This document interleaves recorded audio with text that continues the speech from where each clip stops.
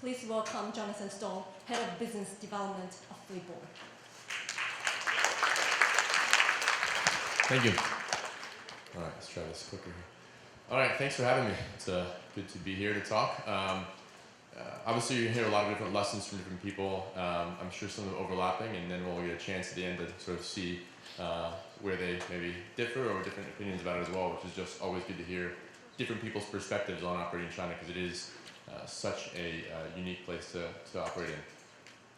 So first, let me give you a little background on Flipboard.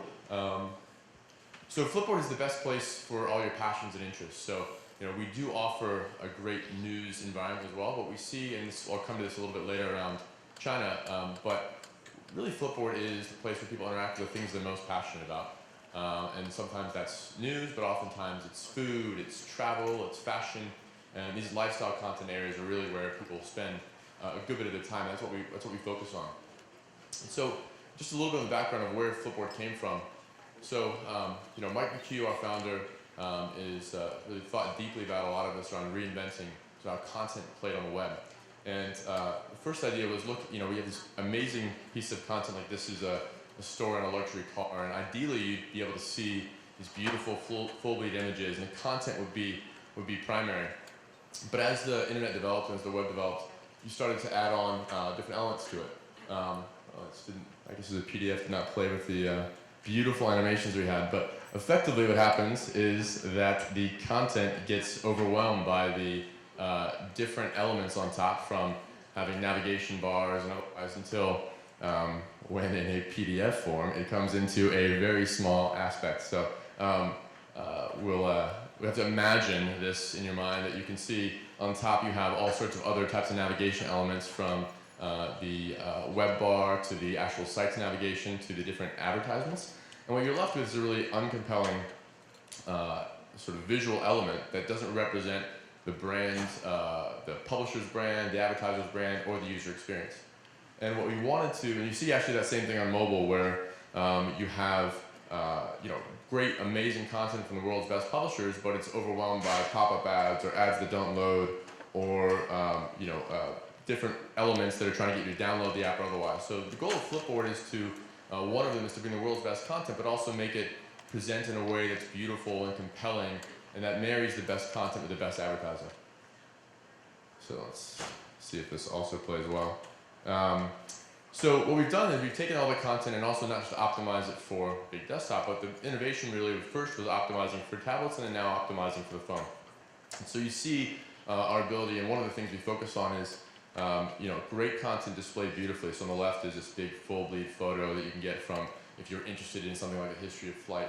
We then partner with the world's best publishers, in this case the Financial Times, and we paginate all their content so it looks beautiful on mobile. It retains all their brand elements. In this case is the sort of traditional pink of the Financial Times. And we also work with advertisers, and they have these beautiful brand advertising. So most advertising on the web and on mobile today is more performance or direct response related, a lot of app install ads. And we do some of that, but our main focus is on brand advertising. And across all the internet, brand advertising is about the dominant port of, not on the internet, but across all advertising. And our goal is to bring that into mobile. We've also done it in a way that's local and relevant. So we'll go into China, but we've done this in 19 different languages around the world. China is our second biggest market, and sort of the most focused one we've done. But we still think those elements that we've focused on originally in English also play well in different markets, as long as you also focus on the distinct local elements of that.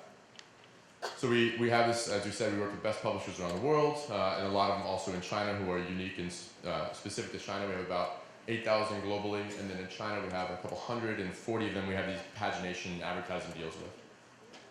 The best advertisers, as I mentioned, really focus on brand advertising. So people like Louis Vuitton or Google or the iTunes stores, Adidas. So really high-level brands that have great content and want to get their message across to people in a beautiful environment. And what we've also done is developed what we call the interest graph. So other people know who your friends and family are. They may know the people you follow. What we focus on is, if you tell us you're interested in the news, you're interested in China, or you're interested in recipes or photography or adventure travel, we have 34,000 topics.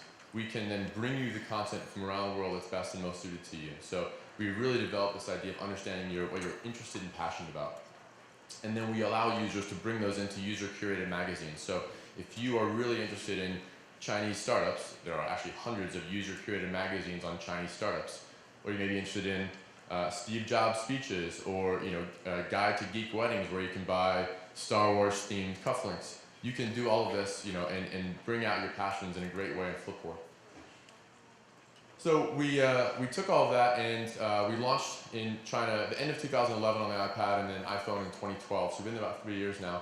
It's the only international office we have. We now have about 15 people there total, between engineers and a couple marketing people as well. And it's our second biggest market. So majority of Flipboard traffic actually comes internationally, and China is by far the second biggest market in that space. So what are some lessons? I think people have talked about this already before, but one of the main ones is choosing good partners. A great investor on our team, GGB, who I think Hans Tung is going to be here later, they are fantastic and know that space between how Chinese and US companies can work together. They're very good on that. We also, when you launched, worked with Renren and Sina Weibo. Today we have integrations with WeChat, of course. We've also done a lot with the Chinese app stores. So, people have mentioned there's such a wide range of Chinese players, and you really need to focus on choosing good partners, particularly when you go into market. It's really hard to do that. The second thing is invest locally. So we started out actually just having one person on the ground in China for a long time, and over the last year we've actually invested heavily and built up that team, and we've seen tremendous benefits from that. So it's really important that you invest locally, and then allow that local team, in our mind, to be local. And it differs on product, and I know that every company's going to have different philosophies here. For us, in the content space, it's really important that you focus on what is unique and distinct about your specific market. And we can't do that in every market to the same extent, but in China we focused on it, and we've done some unique things there. A couple of them I'll focus on. So in China, while lifestyle content is really popular everywhere, in China it's even more so. We see of the top 5 topics, food, fashion, travel are the second two after sort of news and business more broadly. And you can see people have still really focused on those types of content.